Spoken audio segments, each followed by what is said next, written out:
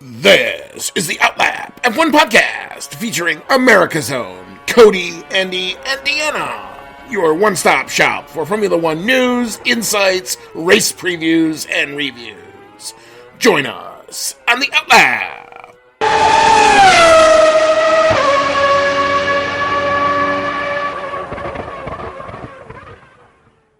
Blink and you'll miss that turnaround. We go again. If you think you were done with COTA, that's okay. Mexico is up, and that's where we're going next. This is season 7, episode number 38 of the Outlap F1 podcast. It's our 2025 Mexico City GP preview show. You've got Andy, and I'm along with Cody tonight. Cody, how is it been hanging? I know a minute since we've seen each other, but how you doing? I'm doing all right. Looking forward to this is going to sound really strange because we did have a blast in COTA, but I am actually looking forward to sitting on my couch and watching the next one with actually this will probably be at a pretty normal time, so I won't have a cup of coffee. I was mentioning when we were down in Austin that I associate the theme music for when they start the coverage for the race. I associate that with like the smell of coffee because I'm usually up at the crack of dawn. Yeah, I usually associate it with like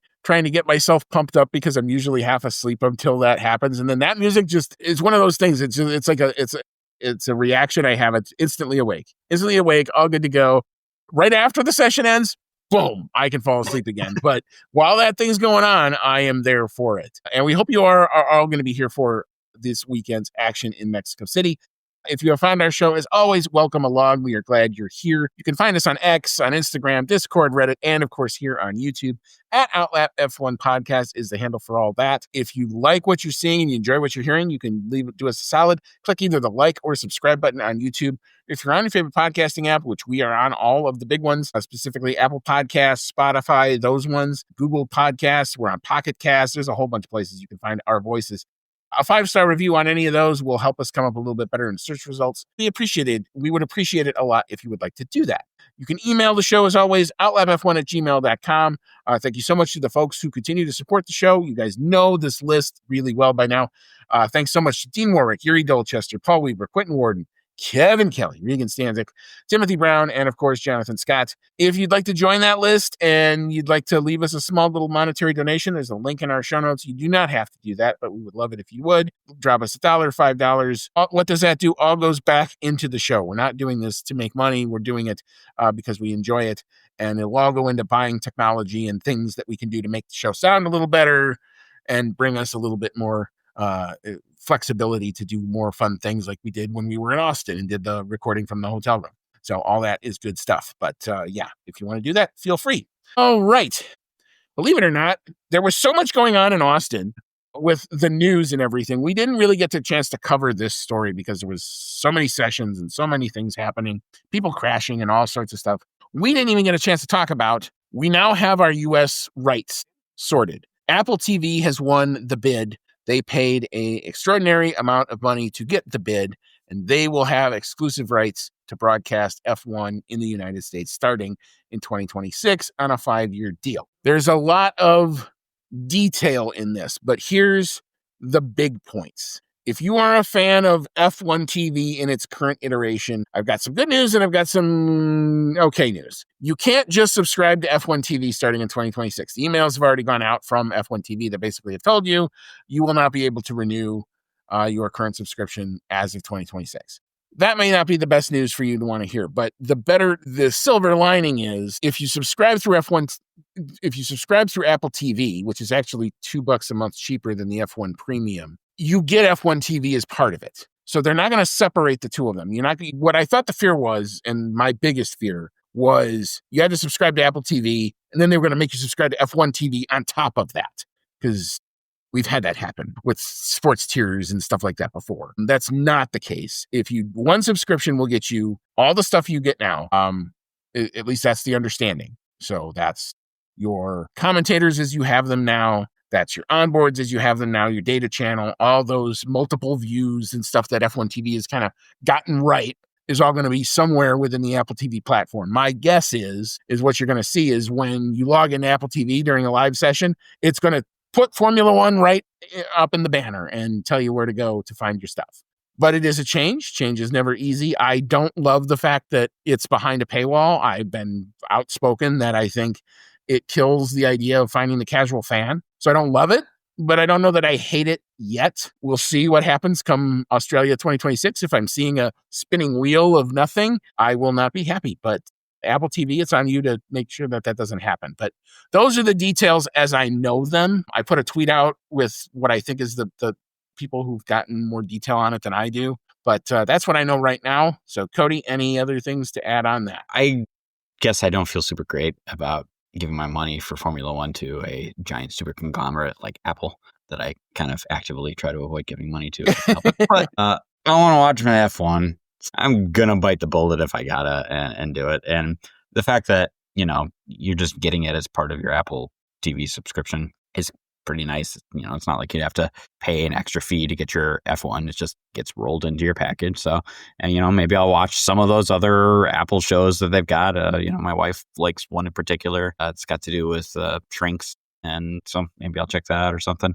But yeah, if I just want it to work is really what I want out of it. F1 TV has ironed out all the kinks, and I've never had any issues with it, really. It always seems to work really well. It always comes through in really good quality because you and I have the really nice one that comes through in 4K. Now that they've got the TV app, which also works great, I don't even have to futz around with hooking up my computer to the TV anymore for that. So it's really been a nice service, and I just want Apple TV's service to work that well out of the get-go because Apple should be able to figure that one out, especially since there's already the F1 TV product out there. They just need to figure out how that works and do that, at least I would assume. But that's all I want.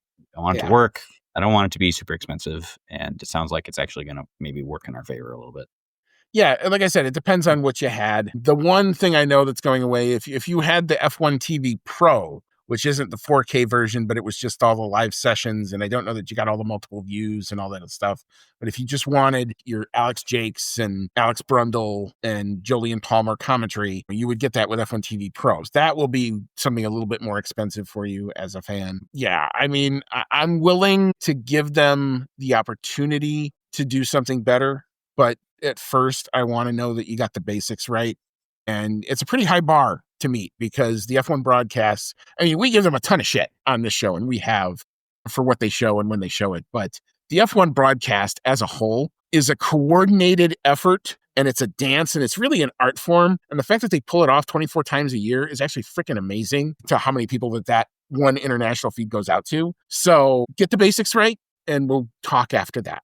So I'm willing to at least think about it. Now, the other thing I know, because I've seen tweets on this, and I know that there's certain people out there that are very interested in this. If you have the multi-viewer app, which is not necessarily sanctioned, but it's out there, Apple TV and multi-viewers already come out and said they think that their connection will still be able to work with Apple TV.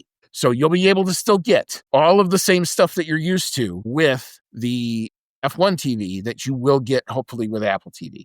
Again, yet to be determined on whether or not it's going to work the first time that they do it, but that's what I've read for those who are interested in such things. So yeah, change never easy. Don't like the fact that it shuts out, in my opinion, the casual fan. There's a lot of things I don't love about it, and it does feel like a money grab. And if you want to feel that way about it, you're totally entitled to that opinion. I feel that way about it too, in a lot of sense. But I'm willing to, all right, the ball's in your court. Let's see what you do with it.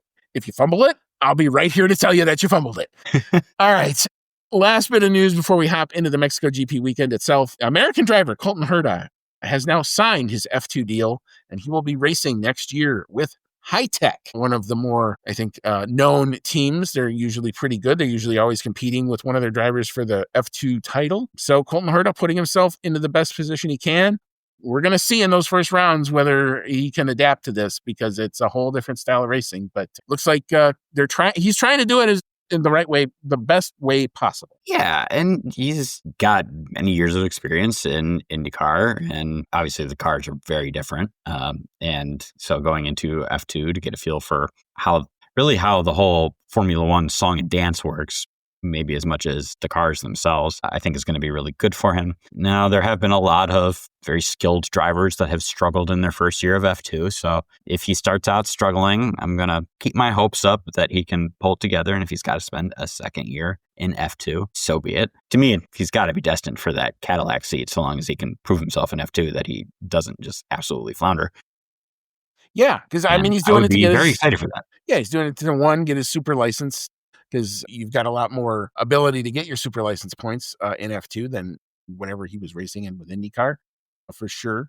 And number two, I think it's the style of racing. And I think to your point, you made a great point. Watching how a Grand Prix weekend works, what are the media responsibilities, being embedded with the team. It's a whole nother ballgame, being on the radio and listening to the feedback and what the drivers are saying. What I hope for this season, yeah, I'd love to see him come out and dominate and win, but I'm not going to put that bar on him. I want him to be a sponge. I want to be a sponge and learn how to manage the Pirelli tires, how to deal with the hybrid systems, all those other things, so that if he does get an F1 seat, he can do something with it, because that's, I think, the final nail in the U.S.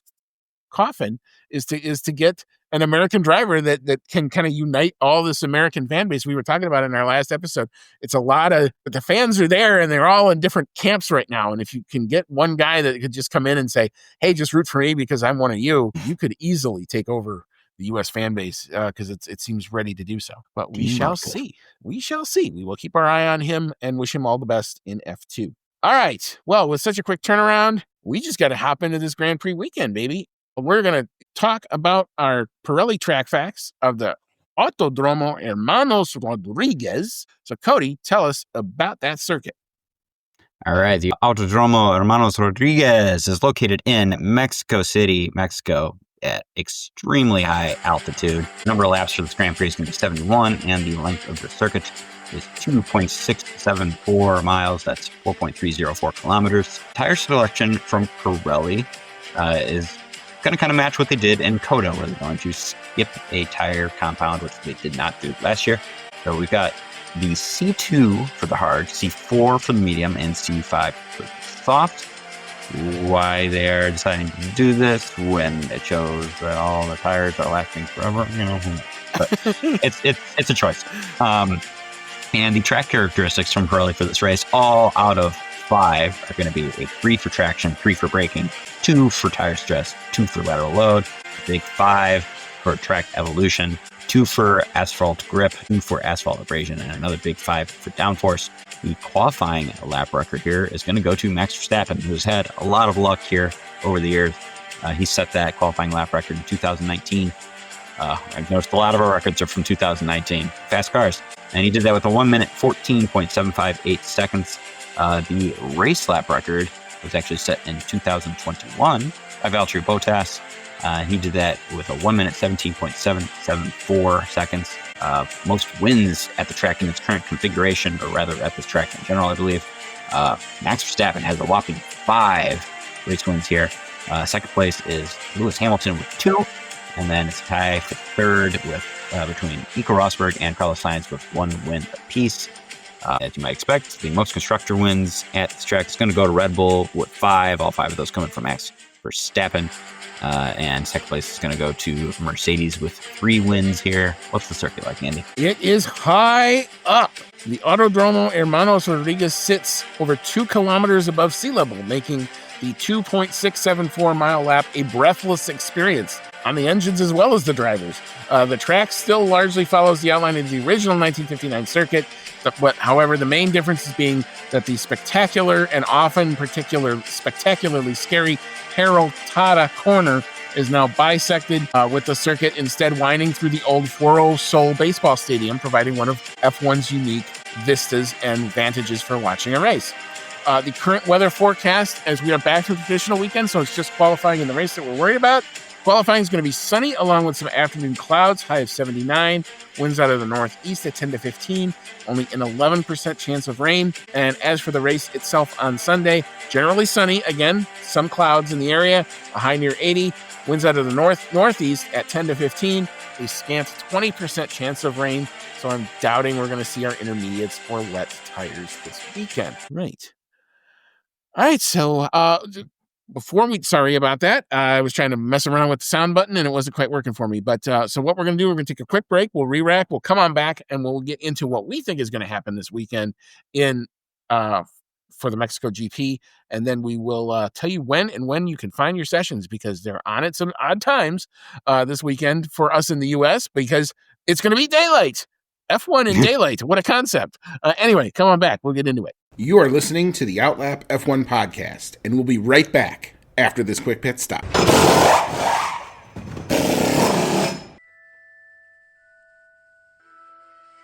Grab your flu powder, broomstick, or apparate to your favorite audio streaming service to join the discussion on Hogwarts, a podcast, where Dan and his friends have in-depth chapter-by-chapter breakdowns of each Harry Potter novel.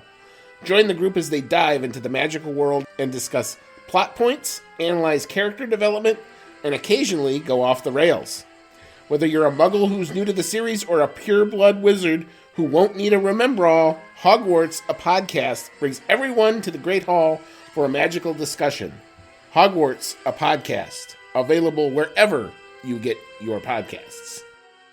Welcome back on in. This is Season 7, Episode number 38 of the Outlap F1 podcast. It's our 2025 Mexico City GP preview show as we wrapped up COTA and go straight into Mexico as our doubleheader, then a bit of a break, and then it's going to get thick and fast near the end. It's triple header to end the season, so woo-wee, we got some work to do. But anyway, you've got Andy. I'm along with Cody tonight. We just kind of talked about some of the recent news and got you all prepped up with the track facts and where the weather is going to be. And we're going to take our shot at what we think is going to happen this weekend. All right, so as we are apt to do, we will start with the pole sitter. Last year's pole sitter was Carlos Sainz in the Ferrari, who had himself a great weekend and his final victory with Ferrari last season in a year of feel-good wins. That was definitely a feel-good win for sure. All right. Championship time. Cody, who do we think is going to take pole position in Mexico? I got to keep going for Max Verstappen. He has 5 wins at this track. He clearly runs very well here. Now, last year, the car didn't look super great at this track. He kind of made a little bit of an ass out of himself by getting 20 seconds worth of penalties in one lap.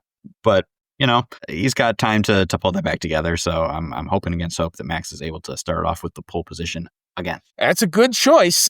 I'm not going to argue that that's a bad choice at this point. But if McLaren are going to stop the bleeding, they got to get ahead of him.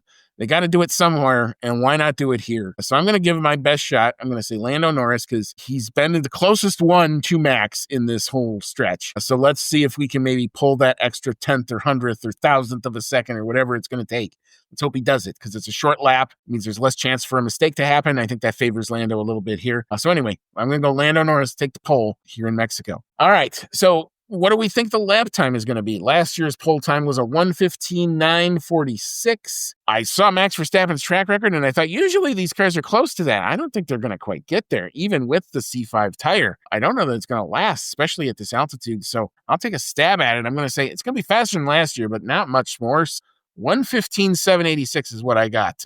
Cody, what's your thought? You know, thinking that I went too fast in COTA makes me think that your guess is probably pretty good, but damn it, I'm going to stick to my guns here. I did go with about 0.4 faster than last year. So my time is going to be a 1:15.501 second. All right. Very good. All right. So we shall turn to Sunday. It's a traditional weekend. So 3 practice sessions of qualifying and then a race. So the race on Sunday, who do we have making the podium? Cody, what you got? I'm gonna surprise you guys with this one, and I'm gonna go with Max Verstappen takes the win. But the Ferrari cars went surprisingly well here last year. I'm thinking that maybe they can find that magic again. So I'm gonna go with Charles Leclerc in P2 and going for the long shot on this one because I need something crazy to give me a comeback in our little predictions game here. I'm gonna go with Lewis Hamilton getting his first Ferrari podium by scoring P. All right, very good. No McLaren's in the podium. Interesting. All right, well, I will slightly disagree, but I do think this isn't a track that you'd think it would suit them, especially in more current iterations, but things have always weirdly happened to them. Like Lando gets out in Q1 a couple years ago and has to go through the field. Oscar hasn't gone particularly great here really ever. Guy who needs a win. I know, Oscar, I would love to be able to say, I think this is where the bleeding stops. I don't know that it stops here. It may have to be in Brazil, where if he's going to make it stop, that's where he's going to have to really try. But anyway, I'm going to go with my heart again. I'm going to say Lando to take the pole, Lando to take the win. Max is going to be there. There's no doubt in my mind. If Lando wins, it's not going to be by much, because I think Max is going to be there, and I've got him in P2. And I do think that Ferrari form is kind of scary good here. It's interesting that they could be bad in other places, but sometimes find it here. This is a very one-off circuit, so it may just prove to work for the Ferraris here. Do have Charles Leclerc coming home in P3 as well. All right. So our fastest lap on the driver, last year's fastest lap, was set by Charles Leclerc, 118.336. I'll go first with this one. Again, I do have Ferraris showing some form here. I think they're going to be part of the equation for sure. So I've got Lewis Hamilton taking that fastest lap with a 118.759, maybe a little slower than last year. But Cody, what you got? I also think the Ferrari is going to go very well here, but I'm going with the other Ferrari driver, Charles Leclerc, for that fastest lap. And I got him doing it with a little faster than the fastest lap he set last year, with 1 minute, 18.228 seconds. All right, very good. And so for our bonus picks, we've selected P8, P9, P10. This could be very spicy, especially given the fight for P6 in the constructors, the fight for P2 in the constructors, all sorts of points. Every point matters at this stage of the game. I'll go first with this one. I've got P8. I think this is one of those circuits that Fernando Alonso seems to like. Aston Martin's coming a lot better in the second half of the season, so I will give Alonso P9. I think this is one of those ones also that Liam Lawson will show real well at, and show better than he has before. So I've got him coming home in P9. P10, that Haas fight, I think, is real. They've got a bunch of upgrades on the car. This will be the first real chance to really shake them down in a non-sprint weekend. So I've got Ollie Behrman coming home to complete the points in P10. Those are mine. Cody, what you got? Pretty good weekend for Carlos Sainz coming up again. Maybe not as good as a race win, but I do have him getting some points for Williams by finishing P8. Unfortunately, I do think it's going to be maybe another rough weekend for Kimi Antonelli. I've got him down in P9. And then I've got Yuki Tsunoda scraping together the last point for Red Bull. All right. Very good. And we've done a different prop bet this time. And our prop bet, we never really bet this one because we didn't know how we were going to score it. But we're going to figure out a way to figure that out. So which team is going to have the quickest pit stop? It may be a one-stop race, so that may be a very significant pit stop, as it turns out to be. I will go first with this one. I'm going to give this one to Mercedes because I haven't seen them have a problem with a pit stop in a while. So I think they're consistently pretty good. But Cody, what you got? Bull and McLaren are, at least over the last bunch of years, kind of historically the two best teams for competing for that fastest pit stop of the year award. But I want Red Bull to win everything. So I'm giving this one to Red Bull. It's just on gut feeling. 0.89 seconds. Well, watch it happen. But anyway, so when and where can you watch your F1 this weekend? Well, we are still in the 2025 contract, so that means ESPN family of networks. And yes, you can still watch F1 TV as you always have until the end of the season. Practice 1, however, kicks off 2:30 p.m. Eastern, so it's all afternoon sessions. That'll be on ESPNU. Practice 2, 6 p.m. Eastern. So you be done with work, go watch some F1 practice. I intend to do that. Just that. That'll be on ESPN News. Practice 3 kicks off Saturday, 1:30 p.m. Eastern. ESPN News is your destination there. Qualifying happens Saturday afternoon, 5 p.m. Eastern, 4 p.m. Central. Again, ESPN News is your home there. The race itself kicks off 4 p.m. Eastern, 3 p.m. Central. So an hour later than the Austin race kicked off, but that'll also be on Big ABC, free to air if you can find it, or find your ABC local affiliate anywhere on your cable box. F1 TV also will have all of these sessions if you are a subscriber to that. So yeah, we re-rack, we go again. Last part of the season is going to come at us thick and fast. We've got a whole lot. That drivers is getting tighter and tighter and tighter, so lots to play for. Keep in tune with us over the weekend. If anything big breaks, we will do our best to bring it to you as the sessions go on. Cody, any final thoughts? Just that I think it's a little sad that Sergio Perez is not on the grid this year. Feels like we're going to be missing a little something, not having Papa Perez cheering on Checo, but now we know Perez is going to be back next year, so we're only getting 1 year off from that. This can be a bit of a processional type race, in my opinion, in the past. We just got to hope that your favorite driver's at the front of that procession. Makes that qualifying very, very important. Almost Monaco-esque, not quite, but can be. You know, we have seen drivers do come through the field before. Lando, I think, did it from the back of the grid to P7 once. Let's hope that's not the case again this time through. But anyway, we will see what the Mexico GP has in store for us. It's the Day of the Dead weekend, so Dia de los Muertos will be on full display. And I think you're going to see shots of Sergio Perez in that Cadillac simulated garage, you know, with headphones on. And I'm sure the stadium will go absolutely crazy for him, as they are always apt to do. All right. Well, we are ready for the Mexico GP. We hope you enjoy that this weekend coming up as well. So as always, folks, take care of yourselves out there, and may all your laps be fast.